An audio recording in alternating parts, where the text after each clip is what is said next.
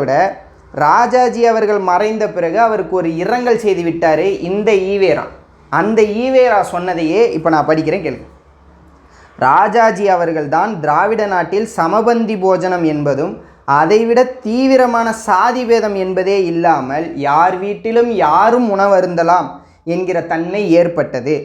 Point number 1, Rajaji தான் Periyar EV Ramasamy நாயருக்கே தெரிந்து முதலாக இந்த திராவிட நாட்டில், ஆனால் அவங்க திராவிட நாடு கோரினவங்க தானே, தமிழ்நாட்டில் சமபந்தி போஜனம் என்பதை முதலாக நடத்தியது 1910.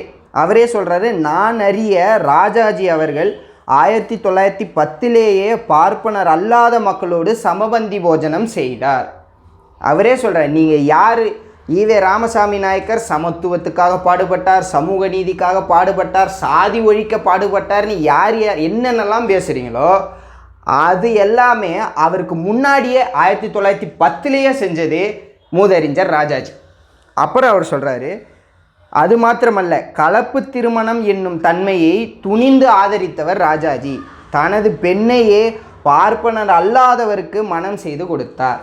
அவர் என்ன சொல்கிறாருன்னா, என்ன மாதிரி வளர்த்த பிள்ளைய சொத்தை பாதுகாக்க கல்யாணம் பண்ணிக்கிட்டவர் இல்லை ராஜாஜி, தன்னுடைய மகளை பார்ப்பனர் அல்லாத ஒரு சமுதாயத்திலிருந்து ஒரு ஆணை எடுத்து அவனுக்கு கலப்பு திருமணம் செய்து வைத்தார் அப்படின்னு நான் சொல்லலை, ஈவே ராமசாமி நாயக்கரே பதிவு செய்கிறார்.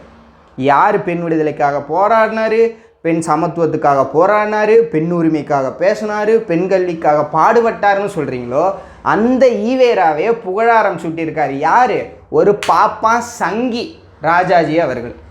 அவரே சொல்கிறாரு, ஆகவே சமுதாயத்துறையில் மாபெரும் சீர்திருத்தம் செய்தவர் ராஜாஜி அவர். இவங்க பிராமண கடப்பாறையை கொண்டு நாங்கள் திராவிடத்தை ஒழிப்போம் சொன்னதுக்கு கதறாங்களே, நமக்கு முன்னாடியே இந்த பிராமண கடப்பாறையை நமக்காக தீட்டி வச்சிருக்கிறதே இந்த ஈவே ராமசாமி நாயக்கர்.